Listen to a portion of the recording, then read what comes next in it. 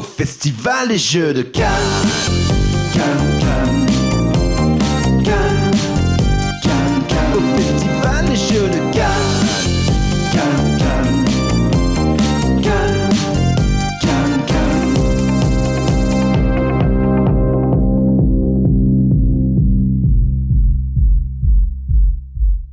Il s'est passé beaucoup de choses depuis la dernière fois que tu es venu en Trick Track Télé. Ceux qui nous suivent et qui nous connaissent Mathilde, on peut le dire, tu étais quand même la figure emblématique de Gigamic. Bah, je suis un dinosaure, quoi. Arrête, non, Voilà. dinosaure, non, tu étais là depuis bien longtemps, mais depuis pas longtemps. dinosaure.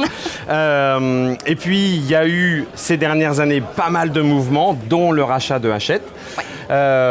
Avant de passer au Cannes de Mathilde, qu'est-ce que le rachat de Hachette a changé pour toi? On ne te voit plus. Tu me sembles toute pâle. non, tout va bien. Non, tout va bien. C'est sûr qu'on a réorganisé beaucoup les choses. On est plusieurs dans les dinosaures à avoir un petit peu fait évoluer nos métiers. Bah, tu vois, maintenant, j'ai une assistante qui s'appelle Ségolène. J'ai une équipe, parce que moi, je suis responsable de la communication et de l'édition.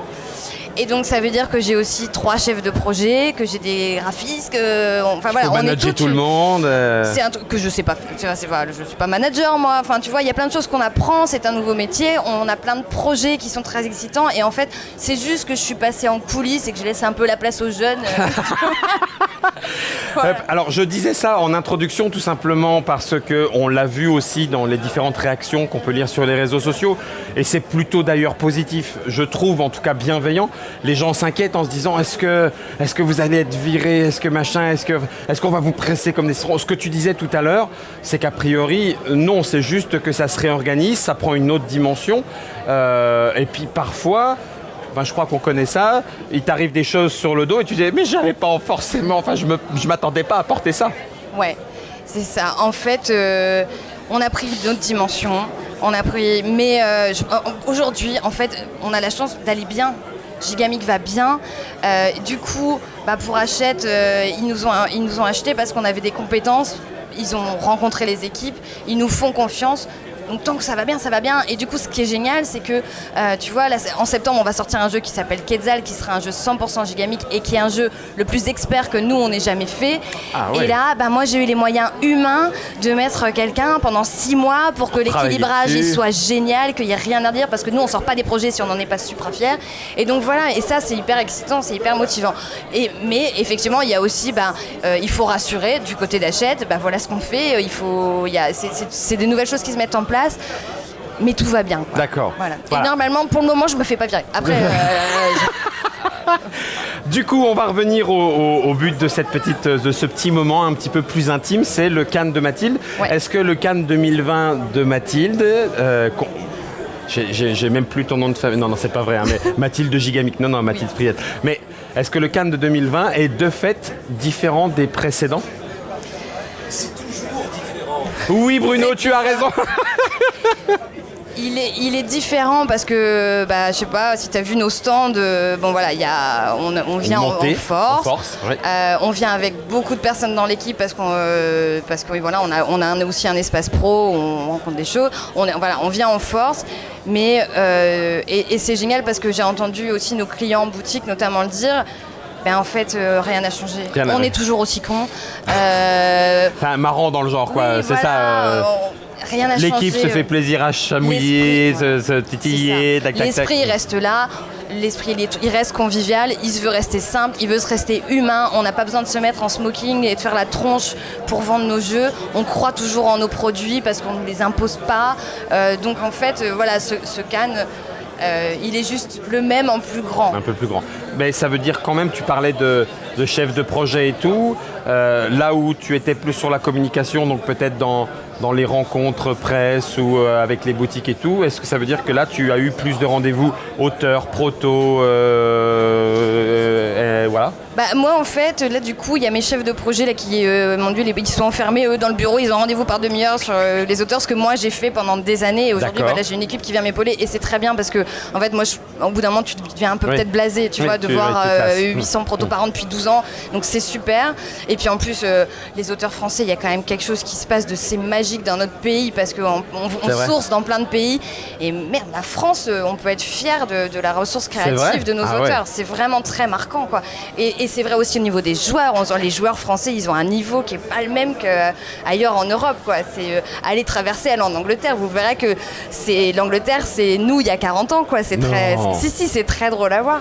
Et du coup, voilà, il y a une émulsion. Et du coup, moi, moi, je fais un peu de presse, un peu d'auteur, un peu je viens aussi, quand les autres savent plus, il y a la vieille qui vient dire non, mais attends, c'est bon, je vais m'en occuper. Allez, voilà, genre les vidéos. Voilà. Tu les fais pas à tes 35 ans, donc tout va Non, bien. tout va bien. Hein, voilà, Ça Mathilde, la vieille, n'importe quoi. Juste que je regarde et que je vérifie que nous ne soyons pas en train. Non, tout va bien, on est impeccable. Donc tu as dit que tu faisais un petit peu de tout, que tu fais finalement un peu moins de rencontres auteurs-proto qu'avant. Est-ce que ça te laisse un peu plus de temps pour jouer ou est-ce que c'est comme d'habitude et comme moi, on va à Cannes et en fait on joue pratiquement pas? Non, c'est ça, en fait. J'ai pas joué, à part, j'ai fait des démonstrations de nos jeux à des Oui, c'est ça, que tu connaissais déjà. Non, j'ai pas eu le temps de jouer. J'ai peut-être essayé d'en ramener un ou deux À la pour rentrer à la maison. Pour pas avoir la honte. Ouais. J'ai appris en discutant juste après la cérémonie de remise des trophées As d'or jeu de l'année, pour avoir rencontré, alors du coup, ça reste ton chef quand même où il s'en... Stéphane ? Oui, Stéphane, il a vendu, donc il s'en va. Non, parce que là, il est venu Il à est là. Cannes. Il est là. Il est encore là. Il est encore là. Il restera tant qu'il s'éclatera, je pense. Ah, c'est cool. En prenant du recul, parce que il a bien raison, il a bien mérité. Ouais. Et puis c'est vachement agréable parce qu'il nous donne un peu les clés au fur et à mesure, mais il est là. Donc et il s'éclate. Peu à peu, il te transmet les Pas clés. moi, on est plusieurs, on est D'accord. voilà. Vous êtes plusieurs. Ouais. Et il me disait que effectivement, la façon dont évoluait le niveau de jeu, ce qui rejoint ce que tu disais, va accompagner Gigamix. Ça veut dire que tu l'as dit, vous allez aller sur des niveaux de jeu et des jeux propres de plus en plus. Ah, c'est rigolo parce qu'on dit les joueurs. Je m'explique, pardon. Les joueurs ont l'impression que les prix ont tendance à faire, pour plaire au public, à faire un niveau de plus en plus bas. Et là, tu dis, on va faire le jeu le plus expert qu'on ait jamais... Donc, vous faites l'ascenseur dans le mauvais sens ou en fait, c'est nous qui avons une mauvaise impression sur le niveau de jeu? Mais en fait, je pense qu'il y a encore de la place. C'est sûr que le panier moyen, il est à 20 €. C'est un peu un prix charnière. Okay. Ça, c'est sûr. Ça n'empêche pas qu'il y a quand même un public qui a envie de plus gros jeux, qui a encore, il y a encore un public pour ça. C'est pas le même et c'est pas les mêmes quantités de ventes. C'est probablement, je sais pas, c'est peut-être un gros mot de le dire, mais c'est quand même un peu moins rentable de faire un gros jeu parce que ça demande énormément de développement et on fera jamais les mêmes ventes qu'avec un salade de poing. Mais ça n'empêche que vendre des salades de poing, des c'est ce qui prend, des machins, ça nous permet aussi de pouvoir se faire le luxe de se faire ces jeux-là où nous on se fait plaisir, où on fait plaisir à des joueurs et où on existe en tant qu'éditeur. Donc en fait, moi je pense que nous, si tu veux, on se fait des points sur la ligne éditoriale de Gigamix et notre vœu pieux, c'est d'avoir des petits jeux d'ambiance pour la famille, des petits jeux enfants, mais aussi... quand on en trouve un bon et qu'on y croit et que ça nous excite, on y va, un bon gros jeu, quoi. Je sais que tu avais fait du jeu de rôle, la vague jeu de rôle est là à plein. Ça serait impossible qu'il y en ait du... C'est déjà quelque chose. J'ai pas le droit de parler. Non mais c'est rigolo que tu parles de ça parce qu'on on vient de passer pas mal de temps sur ce sujet-là et on est tous un peu rôlistes, enfin pas tous mais on est pas mal à être rôlistes en fait historiquement chez Gigamix et tous on a envie que tout le monde puisse jouer à ça. Donc voilà, t'as pas le droit de parler. Je peux pas trop, mais on fait ça. Voilà. Hier j'ai eu un rendez-vous, on était comme ça. Ah c'est excellent. Voilà. D'accord, donc on en reparle dans un an. Plouf.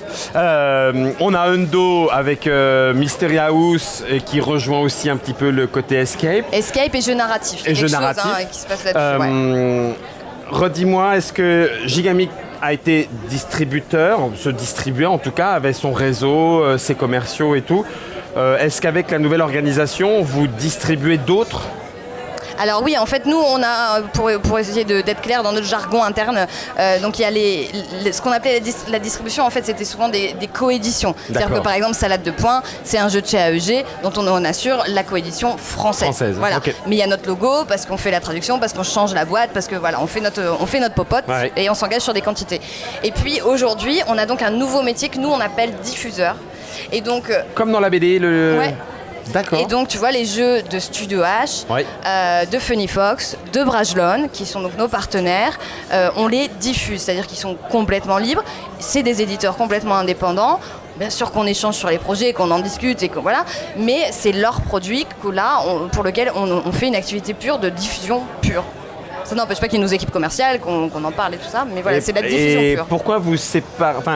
dans la définition du travail entre celui qui le distribue ou celui qui le diffuse, quelle serait la différence concrètement? C'est juste que... Parce que dans ma tête, je ne vois que je vois des entrepôts avec des jeux qui arrivent et des jeux qu'il va falloir aller redistribuer en boutique. En fait, c'est nous, en interne, l'activité de distribution, c'est ce que je dis, c'est de la coédition en fait. D'accord. Et donc là, maintenant, c'est une activité, on pourrait dire, de distribution pure en fait. Mais nous, on appelait ça de la diffusion parce qu'il y avait déjà cette distribution avec la coédition. Ça marche. Dernière chose, est-ce que tu as un... Attends, on n'a plus les tasses, bon c'est pas grave. On va sur l'As d'or, la sélection. Roule à pic était dans la sélection enfant.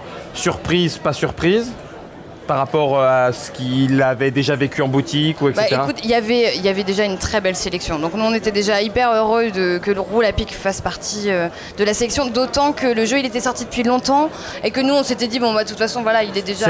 C'est trop passé. Voilà. Ouais. Donc on a eu une très très belle surprise avec cette nomination. Après, je comprends le choix du jury. En plus, les pauvres, mais j'aimerais tellement pas être à leur place, c'est horrible ce qu'ils font. On est d'accord. Voilà, parce que 90% du temps, voilà, il y en a qu'un qui est content, quoi. C'est hyper dur. C'est un rôle. Et donc, ils ont fait une très belle sélection.